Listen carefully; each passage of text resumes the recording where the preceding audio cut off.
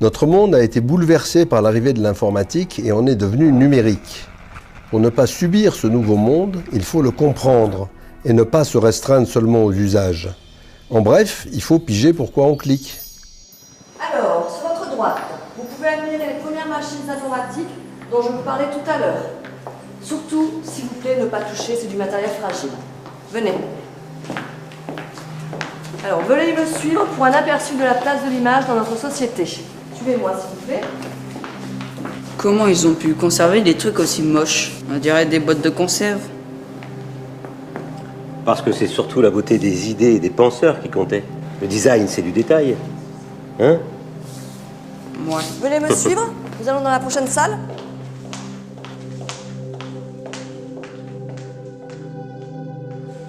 Faites pas trop de bruit, les gens travaillent au-dessus.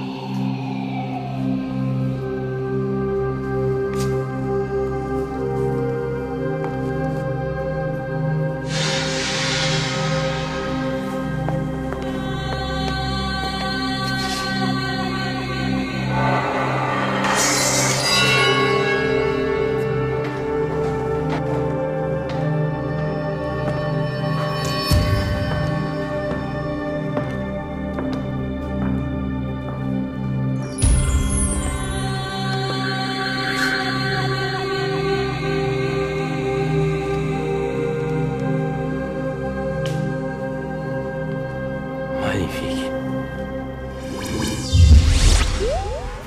Tu vois ces écrans? Ada Lovelace, Alan Turing, Grace Hopper, les pionniers de l'informatique. Ces gens-là comptent parmi les fondateurs de notre ère numérique. Ils ont à leur manière marqué l'histoire, notre histoire. Fidèles à leur passion, ils ont travaillé modestement à la traduction de ces principes fondamentaux. Mais c'est bidon, c'est quoi ces vieux là, et ces machines et ces écrans?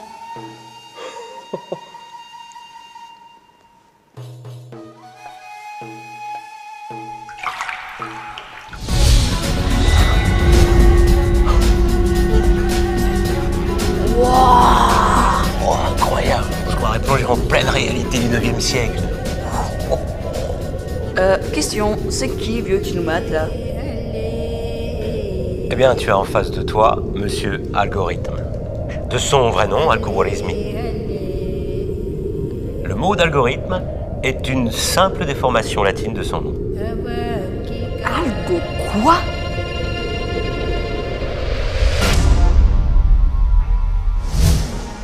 Il faut comprendre la différence entre penser et calculer. Penser, c'est la noblesse de l'esprit, et ça reste difficilement explicable. Calculer est bien plus simple et systématique, et pour tout dire mécanisable. Il s'agit de résoudre un problème précis en suivant un mode d'emploi précis en vue d'une application donnée, par exemple trier une liste d'objets, multiplier de nombres ou améliorer une photo. L'algorithmique est la science de l'organisation des opérations à effectuer. Elle travaille sur des opérations abstraites, comme l'addition de deux nombres. Pour passer aux opérations concrètes, il faut écrire tout cela de façon bien plus précise, sous la forme d'un programme écrit dans un langage de programmation. Retiens bien que le but final de l'informatique est d'évacuer la pensée du calcul afin de le rendre exécutable par un ordinateur, qui lui est une machine fabuleusement rapide et exacte, mais fabuleusement stupide et complètement dénuée de pensée.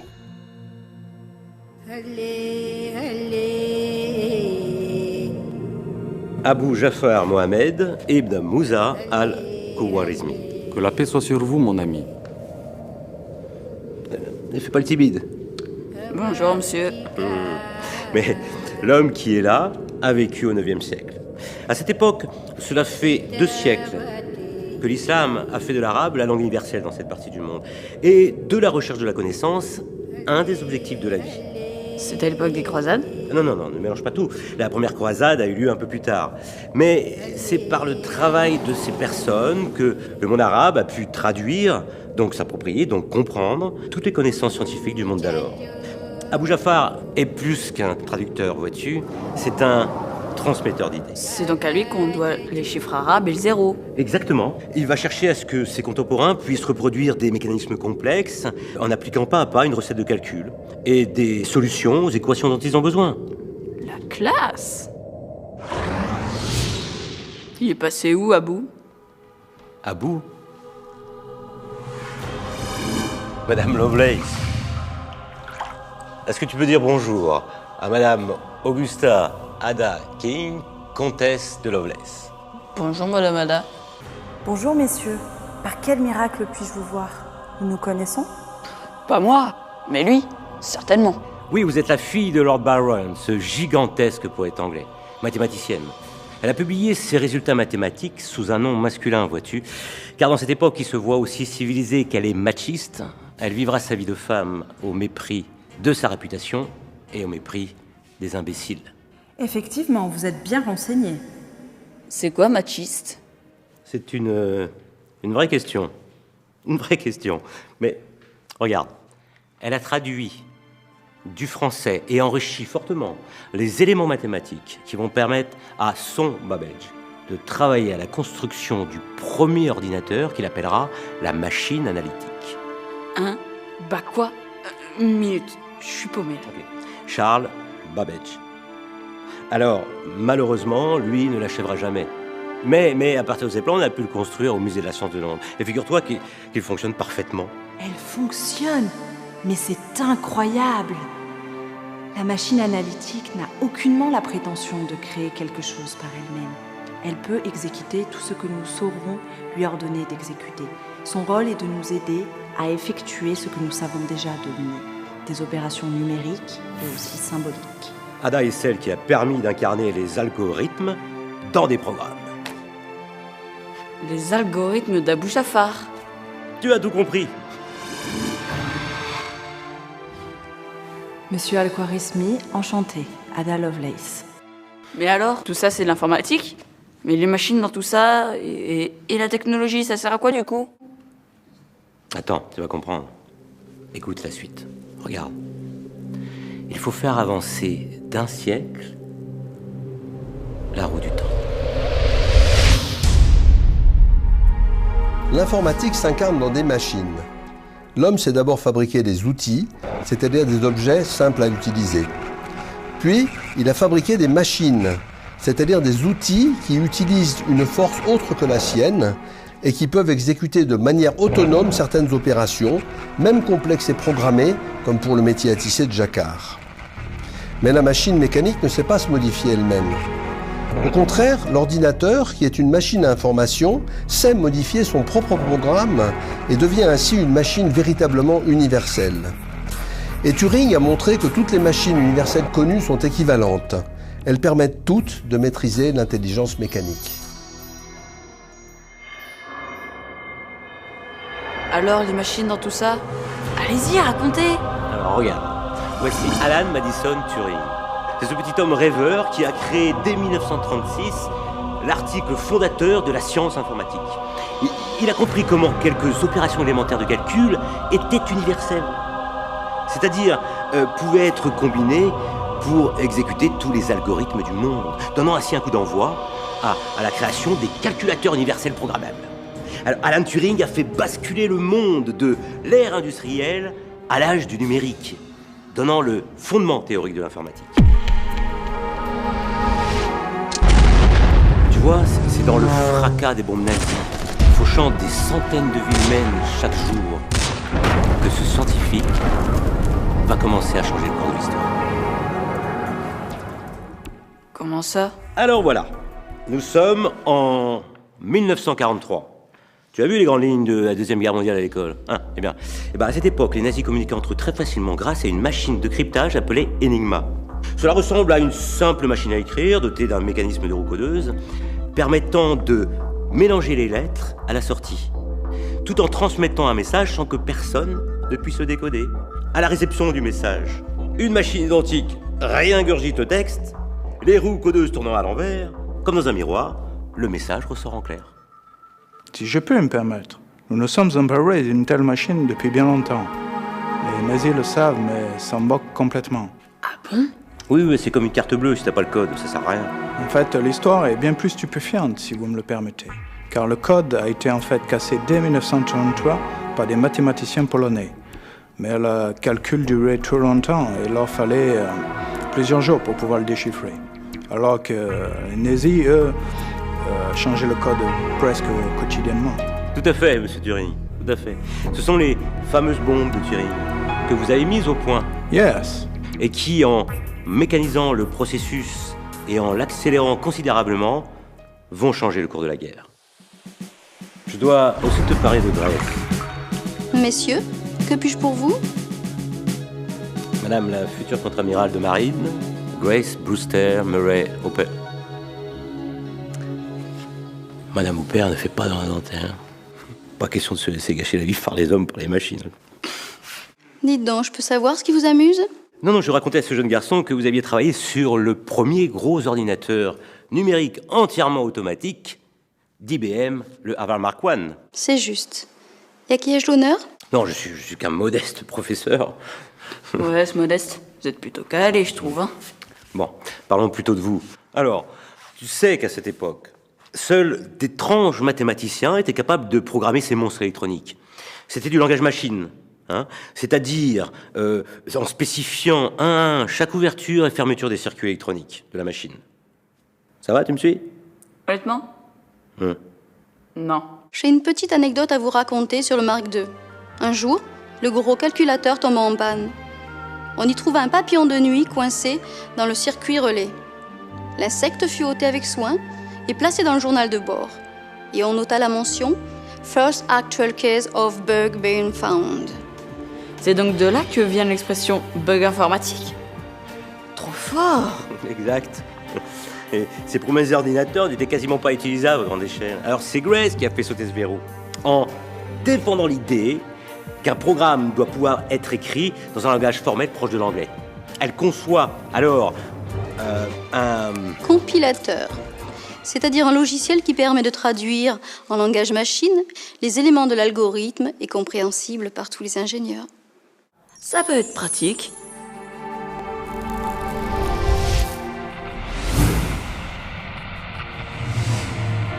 Les premiers ordinateurs naîtront modestement vers 1940. Le tout premier programme enregistré sur un concept de logique binaire sera construit en 1937 par l'ingénieur Konrad Zuse. Il sera suivi en 1943 par la machine de l'américain Aker. En 1944, le physicien théoricien John von Neumann décrit la première architecture dite de von Neumann, qui a triomphé et qui est celle de l'immense majorité des ordinateurs d'aujourd'hui. Mais alors, en fait, Grace va faire exploser le développement numérique pour aboutir à ce qu'on a aujourd'hui. Les logiciels et tout. Oui, tu commences à comprendre. Génial! On dirait presque du Wikipédia. Quand Grace s'est éteinte en 1992, les ordinateurs entraient dans les foyers. Ils ne coûtaient plus le prix d'une maison ou d'une voiture, mais celui d'une télévision. Ils ont fait exploser les communications au niveau mondial, avec en particulier Internet. Ils nous ont toutes et tous fait basculer de l'ère industrielle à l'ère numérique. Notre planète est devenue un fragile village humain où le web est notre quotidien. Je pense comme Jérôme Chailloux que le web est l'invention la plus utile à l'humanité depuis sa pire invention, la bombe atomique. Alors, et Internet dans tout ça? Alors voilà, qui nous a ouvert la notion d'information? C'est Claude. Non, attends. André. C'est qui ces deux-là?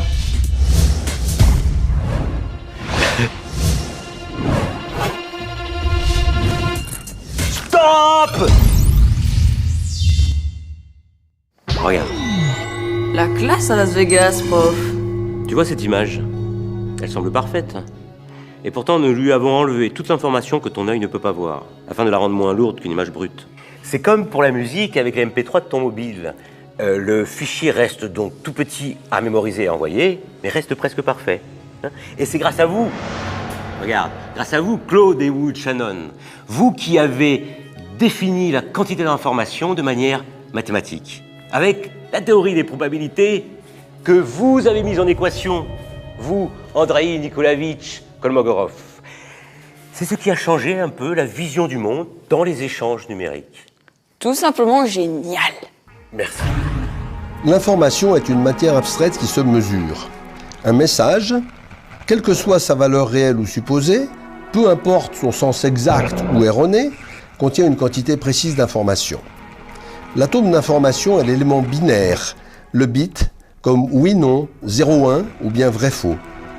Savoir de quelqu'un si c'est un homme ou une femme, s'il est jeune ou vieux, s'il est petit ou grand, c'est très schématique, mais ça nous donne déjà 3 atomes d'information sur lui, donc 3 bits. On peut penser que le web du futur sera personnalisé, c'est-à-dire qu'il prendra en compte le contexte de l'utilisateur, son profil, etc., qui sera dynamique, qui sera ubiquitaire et qui sera sémantique. Eh, c'est qui elle? Rose-Diane Kunz, qui a aidé à construire le web sémantique, qui désigne un ensemble de technologies visant à rendre l'information du web accessible et utilisable par tous les programmes logiciels, grâce à un système de métadonnées. Et alors, c'est quoi? Rose, elle explique très bien, très bien. Donc le web sémantique, c'est une vision de Tim Berners-Lee, où l'idée, c'est de rendre la sémantique des ressources du web explicite de manière que des programmes puissent l'exploiter au même titre que des hommes actuels. Actuellement, si vous prenez un moteur de recherche classique et que vous cherchiez tous les documents concernant un accident de véhicule, alors ces moteurs classiques, ils vont chercher en fait tous les documents dans lesquels les mots accident et véhicule vont apparaître. Et si par contre un document décrit une collision entre un camion et un vélo, si les mots accident et véhicule n'apparaissent pas, un tel document ne sera pas retrouvé par le moteur de recherche. Et pourquoi? Tout simplement parce que contrairement à nous humains, le moteur de recherche ne sait pas qu'une collision c'est une sorte d'accident et qu'un camion et un vélo ce sont des sortes de véhicules. Et donc l'idée du web sémantique c'est cela, c'est d'essayer de rendre cette information disponible à un programme sous forme de ce qu'on appelle des ontologies. Eh, je comprends mieux maintenant. Dites, prof, pourquoi tout le monde ne parle pas comme elle? Ouais, elle nous ouvre les portes d'un futur où le web devient sémantique. Prof? Mais c'est quoi la question? Non, rien. Dites, comment on fait pour mesurer l'information? Comment on fait pour coder les objets numériques? Coder des objets numériques, ça veut dire les représenter des objets réels, les convertir en objets virtuels, c'est-à-dire des 0 et des 1 qui sont décodables par un ordinateur. Donc ça signifie à la fois l'objet en lui-même, mais ça signifie également son langage pour le décoder. Tous les objets, les images, les sons, les textes, les données ont un reflet numérique qui permet de mémoriser l'information, de la transmettre, de la reproduire à l'infini et de la manipuler aussi de manière spécifique grâce à toutes sortes d'algorithmes. On peut ainsi ouvrir un nouveau monde de partage de l'information qu'il reste à finir de construire tous ensemble. On se croirait dans un vieux film. Comment ils faisaient sans informatique? Mais tu sais, avant, il y avait ce qu'on appelait des machines à écrire. C'est-à-dire c'était des machines qui servaient juste à écrire. Alors tu vois, tu tapais un texte directement sur une imprimante à papier. Oui, comme ça, sans le mémoriser. Juste un clavier et une imprimante. Et si tu te trompais, bah, tu devais retaper toute la feuille. Ah bon? Oui. Attends, tu sais, avant, les téléphones étaient reliés au mur avec un fil. Non, je rigole pas. Et des fois, il y avait un seul téléphone pour toute la famille. Et encore pas toujours. On m'avait dit ça, j'ai jamais voulu y croire. Ah bah tu peux me croire. Et puis, tu ne pouvais pas joindre les gens, sauf s'ils étaient chez eux. Donc, impossible de les joindre en dehors de chez eux. C'est-à-dire, tu appelais les gens quand tu savais déjà en fait où ils étaient. Ça craint ça. On ne pouvait pas appeler les potes? Non. Et puis si tu avais un rendez-vous, par exemple, il fallait tout prévoir à l'avance. Le lieu, l'heure et tout. Et ben sinon, les gens, ils se manquaient, tout simplement. Et encore, je te parle de téléphone. J'exagère un peu, c'était pas vraiment des téléphones. Tu pouvais faire un numéro, parler à la personne, et une seule personne à la fois, hein. Sans l'image, juste le son. On pouvait même pas s'envoyer de message? Ah non, pas de messages SMS, tu rigoles. Avant, il n'y avait même pas de vidéo internet, hein. Juste une télévision, un écran par famille. Alors tous devant regarder la même chose en même temps. C'est simple, quelques dizaines de personnes décidaient ce que des millions d'autres allaient regarder. Il devait s'abrutir devant ce truc. Avant, les véhicules et les téléphones n'avaient ni GPS, ni tous ces gadgets qui nous simplifient la vie. Tant en matière de communication qu'en matière de sécurité. Eh oui. Hein. Et tiens, et puis quand les gens allaient en ville, hein, ils se rencontraient juste par hasard. Impossible de localiser leurs copains. Ils avaient ni GPS ni rien. Quelle galère! Ouais, et les objets n'avaient pas de puce électronique. Alors, si tu perdais un bijou ou un vêtement, pratiquement impossible de le retrouver, puisqu'il n'était pas localisé électroniquement. Ah bon? Il faisait comment alors? Il cherchait à la main en tâtonnant, ou alors il se remettait à la chance, ou alors il faisait une croix dessus, définitivement. Et avec Internet? Ah non, pas d'Internet. Toutes les connaissances étaient sur papier, dans des livres, dans des bibliothèques. Alors, il fallait fouiller des murs entiers de bouquins en papier et tout recopier à la main. Pas possible! Bon, plus tard, on a pu imprimer les informations du jour. On appelait ça des journaux quotidiens. De nombreuses fois, pour que les gens puissent en prendre connaissance. Bonjour le gâchis de papier. Hein. Et les gens s'écrivaient uniquement sur du papier. Envoyé par la poste, pas de mail, ni de SMS, ni de tout ça, tu comprends. Et avant le téléphone, il fallait des fois 2 jours ou plus pour savoir ce que les gens voulaient te dire. Et 1 semaine, si c'était dans notre pays. À l'époque, les gens sourds et malentendants étaient coupés du monde. Au début du 21e siècle, les interfaces entre les ordinateurs et les cerveaux n'en étaient qu'à leur balbutiement. Mais je comprends pas. On avait dit qu'il y avait des... ordinateurs? Oui, des ordinateurs. Tu veux savoir ce que c'était un ordinateur à l'époque? C'était surtout un objet rare et cher qui n'a existé qu'au début de l'informatique. Quand pour calculer, il fallait faire des machines assez grosses et très fermées, bien avant que l'informatique s'incarne au sein de tous les objets. Tu sais, avant, on n'apprenait même pas à l'école les fondements de l'informatique. On apprenait juste à se servir des logiciels existants, et encore. Je crois que les gens étaient juste effarés devant ce monde numérique qui émergeait à peine. Oui, tu as raison. Mais c'est grâce à ces gens qui font aujourd'hui partie de l'histoire que nous avons le monde que nous avons aujourd'hui. Allez, saluons nos amis. Je crois que le groupe nous a pas attendus.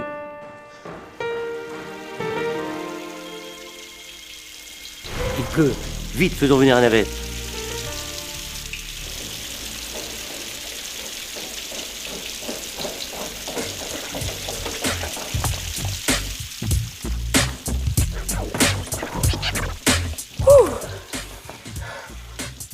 Je vais t'expliquer comment on apprenait les sciences numériques à l'époque.